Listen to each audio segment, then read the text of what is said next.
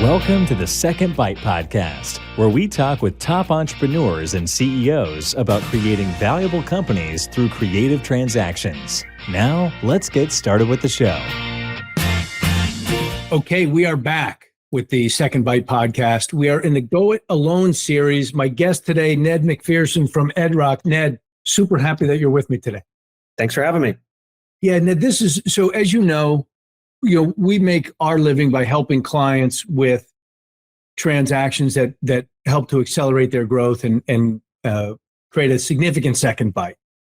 And we're a little bit biased that's an exciting way to go. So we try to counterbalance that with guys that have built really good businesses independently and without outside money, without private equity, without a larger acquirer. And so to share some of your thinking today, I think will be very helpful because it's instructive for, many of the folks that are listeners that I think are aspirational to get to your size and then to grow larger beyond that. Yeah. So it's great that you're here. Thank you. I want to start with, could you tell me what Endrock is, what you do, and who you serve? Sure. Yeah, absolutely. So Endrock by nature is a consumer analytics and growth agency focused predominantly on the direct-to-consumer e-commerce market, but also the consumer-facing mobile and web application and even the B2B market, depending on sales cycles and such. How I started the agency, I'm the sole founder of the agency, founded it about 7 years ago, and I have a background in statistics. So I got my start by frankly working with D2C e-commerce brands to help them rebuild their analytics stacks.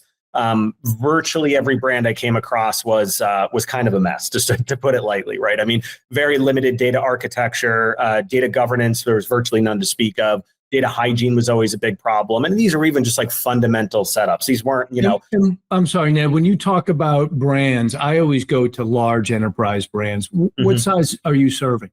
At the time back then, I mean, these were sub 5 million e-com brands. Now, I mean, our largest clients go into some of them into the hundreds of millions in terms of their .com sales. But we now with our client base, which is just under 100 clients or so, we range between, some smaller ones that are sub 2 million a year, but the majority are in that like 10 to 30 range. And we've got a number in the 50 to 80, and then a few that are over 100, some of the biggest ones. So, yeah. Thank you for that. But in the early stages, again, this wasn't like, it's not like I was trying to necessarily build out, some ETL schema or custom, setup for them. I was just trying to get like their Google Analytics set up properly, right? I mean, a lot of brands just didn't even have the proper setups on some of the most fundamental, even free resources that existed out there. So that was kind of the business model at first. And I got in and was kind of making a lot of changes, working with a bunch of brands. And I kept consistently seeing patterns, right? And I would find patterns relating to performance issues. So I might see, for instance, female iOS users would be hyper under indexed on like the add to cart rate with a brand. So I'd, look at it, kind of dig in a bit deeper, find a couple, correlated patterns that went along with that, and then present that to the clients. It's not really what they were hiring me for, but I'd present it to them and just say, hey, I think you're leaving a lot of money on the table here. I think if you, made a few changes, here's a few examples of changes, right? Then you'd likely be able to optimize this and, not leave so much money on the table. And they always got I'm sorry, this is fascinating to me though. So let's assume that I'm the client. Sure. And you found this one particular issue. How would you explain it to me? Because I hear the words and they're familiar to me. I just don't know what it means in the real world. Yeah, sure. So in this case, it might be, say we're talking about mobile versus desktop, and I was talking about the add to cart, right? So I'd go show you literally your website. We'd look at the mobile device and I'd say like, look, here's desktop, here's mobile. Desktop, you're converting at an 18.2% on the add to cart rate. Mobile, instead, it's an 11.1. That's a pretty dramatic dip, right? Now, when you take a look at it, you notice, for instance, that the mobile experience is quite a bit different. Maybe they have a type of product where there's variable inputs. You have to select the color or the size. I've seen brands get this one wrong before, where instead of having an add to cart, they'll have the primary call to action will say something like choose selection or select now, or it'll be a grayed out add to cart button because you haven't selected your size yet. You can't click. And on desktop, you don't have it, but on mobile, you do. So there's just a rudimentary example. I'd go to them and been like, what do you bet users are getting confused? What do you bet that there's some cognitive dissonance going on, or just some frustration, or just general UX challenges at that step? And that is what is preceding the fact that this metric is down, meaning that metric effectively is a lagging measure to the lack of good UX at that step. I bet if we ran an experiment and changed this about the button, made it more obvious, maybe made the shipping delivery windows more prominent, the best selling or the value propositions more prominent, whatever, we might be able to foster a better add to cart rate. And it's kind of hard to say no to that. Like if you've got good empirical evidence behind an idea, it's like, why wouldn't you test it? There's very rarely examples where you would say, I don't even want to test that, right? So, yeah, because you have hundreds of I would imagine, right? Hundreds of examples of putting the add to cart rate here on a page versus here on a page, and in what sequence, and what's right before it and what's right after it. Is that true? And is there kind of a worn path there that most brands could follow? Yeah, so a couple things there. So back then I didn't. At this stage, yeah, I mean, we've got a database of thousands of experiments up and down the funnel across different types of brands, different industries, different sizes, all of which have different degrees of statistical significance around the wins that we achieve for different clients. So at this point, it's almost easier for us, right? Because we've got this huge database, this library. In the early days, I didn't have any of that. So it was just like, 0-day ideation from the get-go. But back then I would propose some of those ideas, right? And every client got excited about it. This is great. We should do it. Absolutely. And I'd say, okay, here you go. I kind of did a little mock-up for them. This is what it should look like. I'd check in a week later. I'd go back to, my statement of work that they had actually hired me for. Long story short, not one of the clients ever actually executed on any of the ideas. So eventually I came to them. I'm like, can I just do it for you? Like, I'd love to just execute. And they're like, please, we don't have the bandwidth. Can you just go do it? We thought it was a great idea. We can't get around to doing it, whatever. So I, kind of brought in a designer, developer, and I started designing and building some of these experiments. Long story short, you kind of see the writing on the wall. Some of the tests did surprisingly really well. Some of those brands had some really nice growth, in large part attributed to some of this experimentation. So I realized that like the analytics work I was doing was the groundwork and the fundamental platform, so to speak, to then grow into this growth and experimentation model. So as of today, now fast forward, because I basically did it for a couple of years to really refine it, started building the agency out as you know it today in the January of 2019. So here we are now, a little about 4.5 years later. So as of today, we're 73 people now on the team with 7 offices and serving almost 100 clients doing this model at full scale. So it's been a great model. We are still today at 100% of our agency's growth has come from organic client referrals. We haven't engaged in any marketing or sales to speak of, and I think it's just a good testament to the work that we've done. And frankly, no outbound sales at all. None, not one. No, Wow. every single one has come from either probably about 85% existing client referrals, and the last 15% from channel partners who hear about us and reach out and say, "Hey, you guys are sharp. Would you be willing to accept some leads? I work with this agency," or what have you. And frankly, we've been white labeled by, 6 or 7 agencies now. So for people watching, if you got an e-commerce brand, it could be us doing the work in the background. Yeah. And how do you guys charge? Is it a success fee? Is it a flat amount? Everyone's tried to say, good Lord, why did you not do success fees? I mean, we have one client, they do about 185 million a year on their website. And just yesterday, I was listening in on a call and one of my growth leads presented a win for them that had about $1.20 lift on the average revenue per user.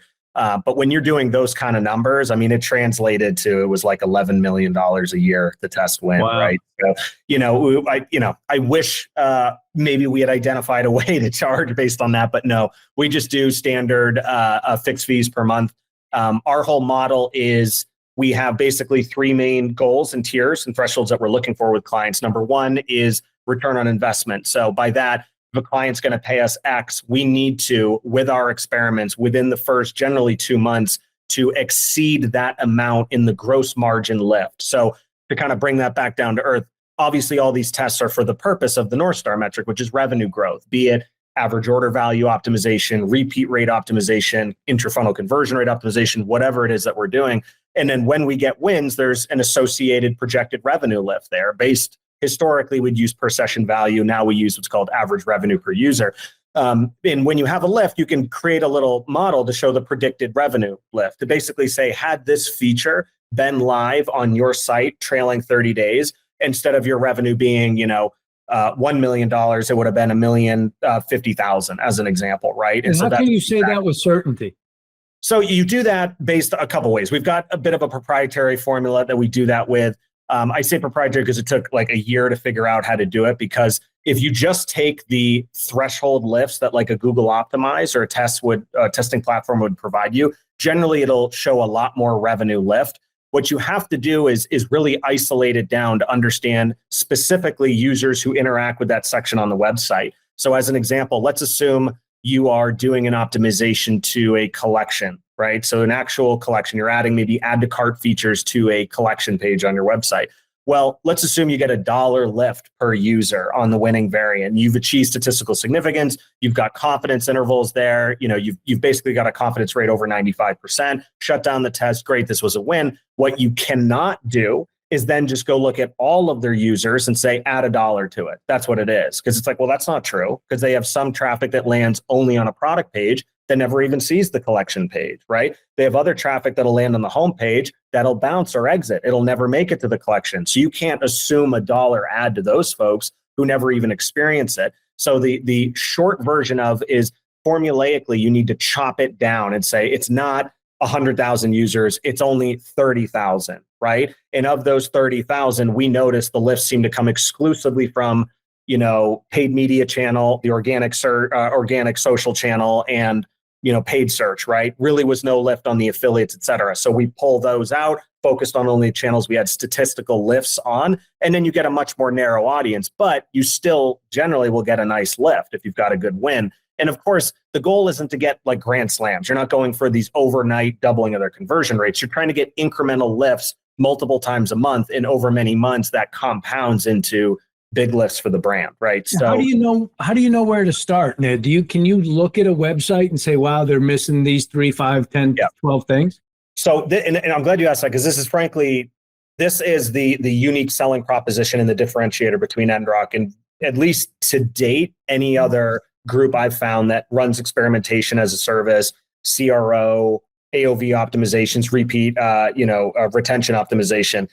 There's lots of them out there, right? The gist of almost every group out there is this: they will come to the table and they will take a look at your site, and they have a playbook. I was just chatting with a guy who ended up selling his CRO agency years ago, and he runs a big one now. So I was kind of digging in. I was talking to him last week and asking him questions, and basically trying to get to the bottom of like, what's your strategy? And sure enough, they take a client on and he's like, we've got a template. So basically we look at their CTA architecture, we look at the navigation architecture. And if you don't fit within that template structure they have known as their best practice template, they'll run experiments to move you into that. And at the end of, I don't know, whatever it is, 3, 6, 12-month engagement, they basically made your site best practice.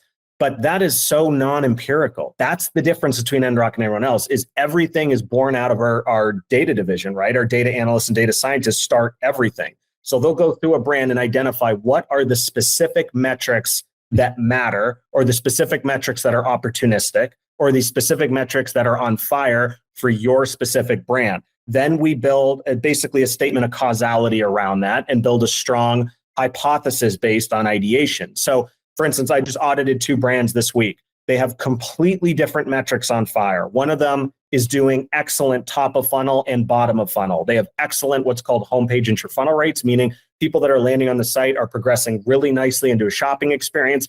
And those people who ultimately make it to checkout convert really well, way above industry average. But the middle of the funnel, the add to cart and the cart to checkout rates are severely lacking, right? They really need help. The other brand that I audited was the exact opposite.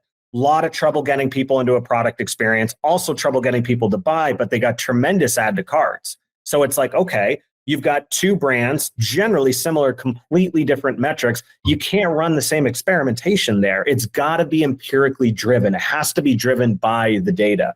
And so that is ultimately the biggest differentiator between us and, at least to date, any group that I've interacted with, right, that you could call competitive or have lines of affinity, is ours is so truly empirically run. It's not based on just best practice or our idea. It's based entirely off of identifying a data point that truly is a lagger, right? It ultimately is falling behind what it should be on that website, and then coming up with good hypothesis-rich ideation, objectively prioritizing what those ideas are, and then building good experiments, running it, and honestly being totally fine with losses, because losses sometimes teach you a lot. Absolutely teach you a ton, right? And so, occasionally we'll have brands who will push back on tests and say like, oh, that test isn't on brand, or it just feels wrong. And it's like, hence the nature of experimentation. Let's prove your theory right and ours wrong. The only way to do that is to run an experiment, right? And then but worst case scenario, we are right and you make more money, right? So it's a win.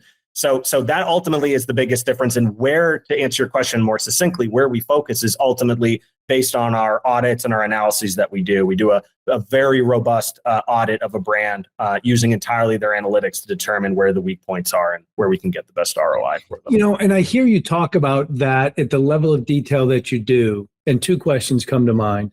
First one is, I would imagine the confidence somebody has in you is very high, and I would imagine that leads to pretty solid retention. Is that true?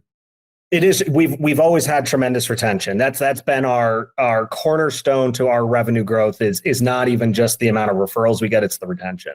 So without question, yes. And of course, like we had mentioned before, we are 100% organically driven to date referral, which in and of itself is like is an offshoot of retention. You know what I mean? Yeah, good point.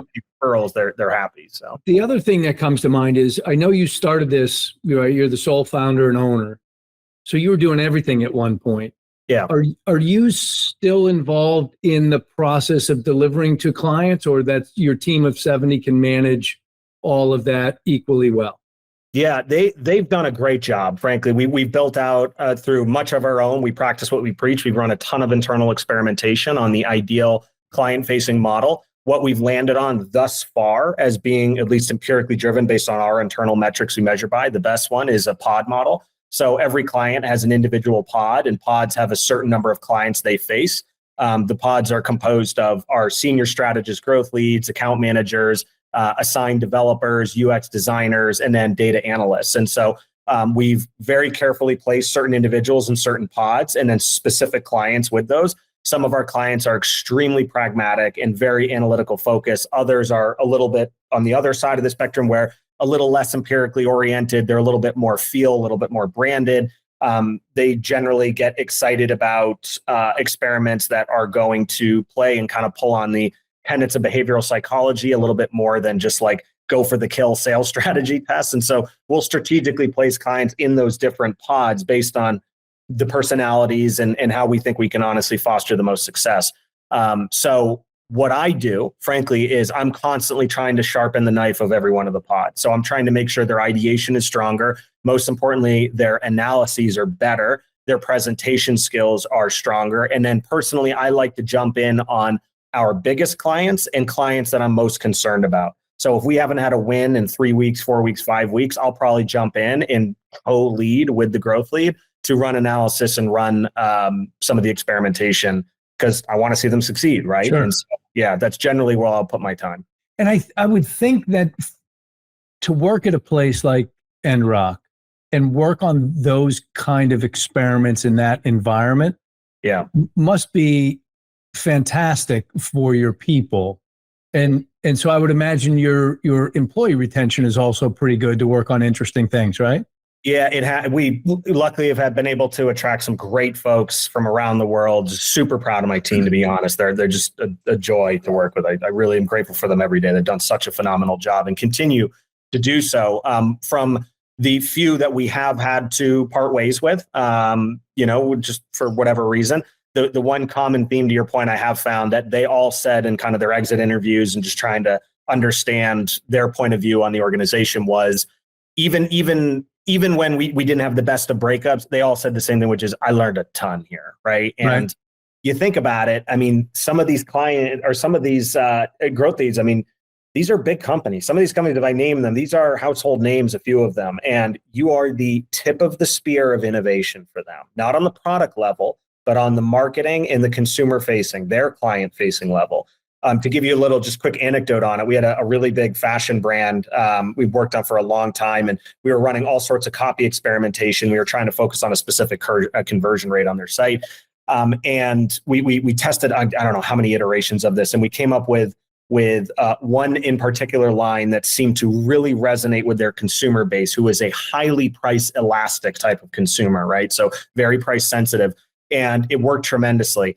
And it worked so well, that test made its way through the different labyrinth of that, Fortune, basically, probably, I would guess, maybe 2000 type of company.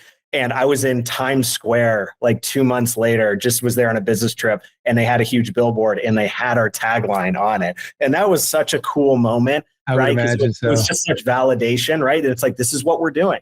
Right. The growth of tomorrow for this brand is in your hands. This is what I tell my team all the time. So your analysis has to be spot on, because if you're off base, I mean, the ripple effect from that could be dramatic. And if you're right, the ripple effect from that in a positive sense could be dramatic. So it's very fast paced. I push people very hard. They, generally all of them meet the demand, and it's a lot of fun. Gotcha. Fun. No 2 days are ever the same. That's for sure. So let's shift gears a little bit now and talk about business and the future of the business. Mm-hmm. So you're 70 people. Can you give me a rough idea on where revenues are for you? Yeah, revenues of the agency or the client side? The revenue of the agency. Yeah. So as of right now, we're on an ARR of between 4.5 and 5 million right now. We've always had really, really strong EBITDA marks, so our percentages are quite high. Our margins are really quite high. So when you say quite high, is that above 20%? Yeah, well above. Wow. Yeah, excellent. Yeah. So I know, because we talked a little bit about this in the past. When I meet with somebody like you, I always see that there's kind of 3 paths that they could continue on. You can continue to be independent, right? And there's good and bad to being independent.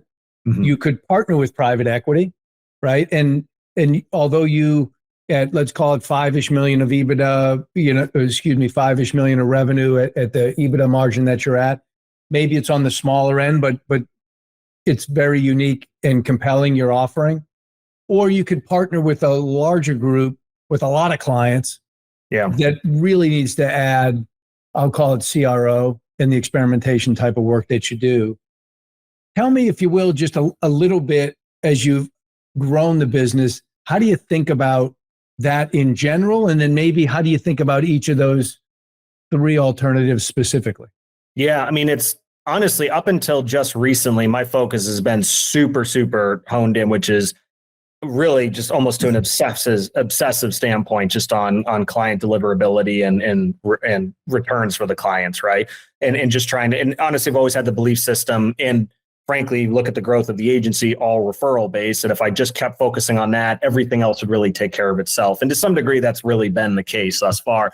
Hasn't been until just recently I've even started understanding and learning and getting comfortable with the model of, in my head, I call it an accelerant, right? Which is like you team up with another organization, be it part of a merger, part of an acquisition, whether you're tucked in or whether you're acquiring or whatever, and what that can ultimately do long term.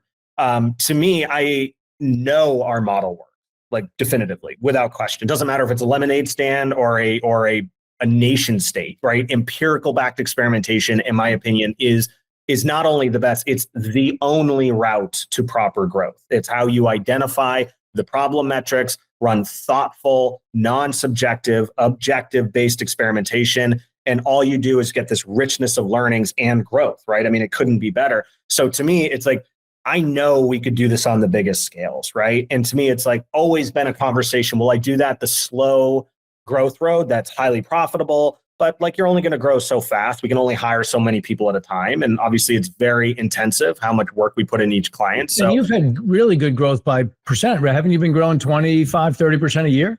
Yeah, well, the last 2 are more than that. So yeah, we're Inc. 5000 the last couple of years. We've done over 100% growth the last couple of years. So, the first few years of the agency, we were really, I think, getting our feet underneath us. And now we've gotten a lot more growth since then with referrals and such. But at this point, I would project us to be growing 50 to 100% a year for the foreseeable future. I mean, just based on the pipeline, we have a waiting list right now, believe it or not, to take on certain clients. Just because, again, you take on a client, there's a ton. I mean, I put 20, 30 page audit together just as step 1 before we've even gotten into proposals, right? Before we even get into a proposal, I will do an extremely extensive audit of a brand to understand what am I potentially getting into, what could we have as a lift. And obviously it shows good value up front, right? To do that for a client. But back to your question, with private equity, I mean, to me, in the dream scenario, it's like, okay, of my job that I'm doing all of these things, if I can hone that into that smaller circle, right? That smaller centrifugal circle or that smaller box, however you want to look at it, that are the real money makers, and then just give me that runway and my core team that runway. I mean, we could probably 2-3x the output we're doing even right now. But of course, we have to do things very methodically and quite slowly right now because we've never taken funding on. We don't have any other partners. We're very cognizant of our structure, right? And we also have to really earn every client via referral, at least up to now. So, some of these groups have, some of these private equity groups that they're aligned with other agencies have hundreds or thousands of clients they work with through those. So it's like, okay, you just kind of open up the book and let me do my thing, and we'll probably drive some serious value to a number of them. Yeah, I would think so, right? If you guys are, I'm just going to make it up. Let's say you're close to a couple $1 million of EBITDA, and if there's an agency out there with a few hundred or 1,000 clients that trust them already, it would seem like if I could add this to improve the experience, that would help with their retention, additional wallet share, and a better customer experience. That would have to be not only a great fit for the acquirer, but when I think about you accelerating your growth, it would seem like it would be a lot easier than you partnering with private equity and then building a sales force, developing more pods, training more people, on and on from that standpoint. Yeah. What are your thoughts? Yeah, without question. And then there's also another ancillary benefit to it, which is a lot of those other big agencies are very heavy on pre-click acquisition, right? So your classic paid media agency. Right. The amount of paid media agencies we work alongside and help, because again, from the obvious standpoint is if we're improving conversion rates and average revenue per user and AOVs and repeat rates, that only produces a better, ultimately, ROAS, CAC to LTV ratio, meaning the performance of the paid groups tends to go up. So they have better retention, right? Which is why we have so many partnerships on that front with brands kicking us, or agencies asking us to help them. But we also provide a ton of new analytic insight. Usually we'll provide some socioeconomic analysis of the consumer to dive in and really understand the consumer archetypes that feed that to the paid media agency, and they just tee off on those things. They generally can get much better performance with that degree of analysis. So we honestly can not only add that whole new revenue stream to the business, but also be a really nice complementary addition to their existing revenue streams via our model. So to me, the vision to me has always been, like, the systems are sound, they're down. Like, we know exactly how to formulate pods, how to do them quickly, how to get them launched, how to deliver. Everything's extremely structured. We know how to win clients, right? We have a very, very high closing rate. The biggest thing is just, honestly, if I could snap my fingers and have two things, it would be a database of prime clients to go after, right? I'm going to go after, meaning let me do an audit and impress upon them with our skill set. We'll likely close a number of them.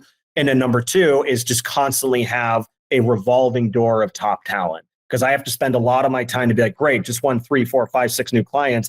That puts us at our tipping point. I've got to go build the next pod. And that takes a lot of time, right? To find the right people and get them trained and get them into the mindset I want them in. If we had a revolving door, in theory, in a perfect world of that type of situation, then it's just like, how high do you want to jump, right? It's just literally that. Just go as hard. So let me take of the three paths. Staying on the path you're on, remaining independent is the known path. And so I assume, while there's challenges to that, there's nothing that necessarily concerns you as it is an unknown. If we look at private equity and taking that path, with what you know about that, what you've read, what you've heard from others, what's your biggest concern around, partnering with private equity? Yeah, part of it, and it sounds a little cynical, that I've always had the concern where it's, you got this group who comes in, maybe promises a lot of things in addition to capital or what have you, and the deal goes through, everybody's happy, and then you're kind of just out on an island, and they're like, perform, right? And we want to see performance, and all of a sudden you're basically subject to their benchmarks. And again, I'm kind of coming from the cynical angle where they don't know your business. They don't understand quite what it takes to retain a client or win a client or even understand the business model that well, but they want to see this level of growth. And it's like, you kind of feel like you're out on an island a little bit. And like, yeah, maybe you've got a pool of capital you can work with, but really it's like, that didn't solve the problem. Like, we're not, we do great, like, it's not, cash isn't the issue. It's again, that like revolving door of good talent as an example. Right. So I've always, you've always kind of read about and heard about people that have tough experiences there. And that's always been the concern for me, is just not solving the additional pain points that the brand has right now, which to me are just growth points, right? It's like, give me good talent I can tap into at any time, and then find new threads of brands that I can help, right? And that are right for it. And at the end of the day, that's why strategic may ultimately make more sense, for us. And so let me ask you, because I know there's some private equity folks, and we have a bunch that listen here. There's some private equity folks that their approach is acquire a good business like Ned, like Endrock, support Ned, and hey, if something comes up and you need us, give us a call. Mm-hmm. And there's others that say, Ned, we're shoulder to shoulder, man. We're going to do calls once a week. We're going to pick up. We're going to help you with talent. We're going to help you with build out a sales team. We're going to help you with finance. It sounds like, are you saying that the second category of PE partner would be better than the group that just leaves you run the business and supports you as you need it? Yeah, totally. Without question. Yeah. Without question, that's it. Where it's like, look, it's I almost assimilate it to one of those classic examples where it's like, you've got a brick and mortar location, say it's selling a type of food or something as an ice cream store, and they've dominated one market, and then they moved to a quick adjacent market, dominated there. And now they're going to the market to be like, we don't need help with the business. We need help expanding. Help us get like with the location and recruiting. Right. Yeah. So it's like, I've got the systems down. Like it's great. We're very consistent on the amount of referrals we get per month. We're very consistent with our closing rate. We have very consistent projected revenues. Right now we're growing at 6 to 8% per month consistently every single month, right? Almost like clockwork. So it's like, we could make that 18 to 20. Here's why I can't do that now. And here's what it would look like to do that. Right. And if we can fill in those very specific things, then the last one is like, just open the aperture to allow me to, again, do my thing, introduce, add value to brands, no commitment for them up front. And I assure you, I've battle tested, my sales model, like it will convert. So thank you for that. So let's shift to the other path. Let's say you combine with, or you get acquired by, or tucked into a larger entity that's doing, let's say, top of the funnel or, digital marketing per se. What's your biggest concern about becoming part of an organization like that? I guess it would be on a cultural level too. If they tried to kind of maybe potentially cut us off at our knees, right? We're a very aggressive team. We're very fast moving, and I keep using this word, but we're very empirically driven. That's kind of the ethos of the company. If they kind of cut us off at our knees, to do things to be like, well, classic example, well, the client only paid for 2 calls, so you can't do a third. It's like, I'm going to do a third. Right. If I feel it's needed to do a third, I'll do a fourth if I want. It's like, if they try to box you in, I've done a couple, and the reason I say this, I've been white labeled by a number of big agencies where, they were like, well, hey, you can't do another, call with the client. And I'm like, what are we talking about here, right? And they're like, well, you can only do this number of experiments. It's like, but that is, and I understand that there's a model there, because you've got to always balance the resource allocation with the actual revenue that's coming in. But like, when you start getting momentum with experiments with client, that it's like, it's like being at the casino, I guess. I'm not a big gambler, but being at the casino and you got a run going, it's like, you keep going, right? You keep investing time into that, because that's, you get some of your biggest hits, and you'll have some amazing, explosive growth case studies, right? And so those white label experiences have actually given you pretty good insight into what works and what doesn't, but also what's a good fit and what's not. For sure. 100%. Yeah, absolutely. And again, I get it, right? We're a very high touch agency, probably more than we even should be, but that's always been a concern. But again, it's like, it kind of goes back to the same topic, which is, we've battle tested the systems, not to say they can't improve, everything can, but we've battle tested the systems. We've got really good organizational structure on that front. We've got a tremendous sales generation and closing model. We just could pour more into the top of it, frankly.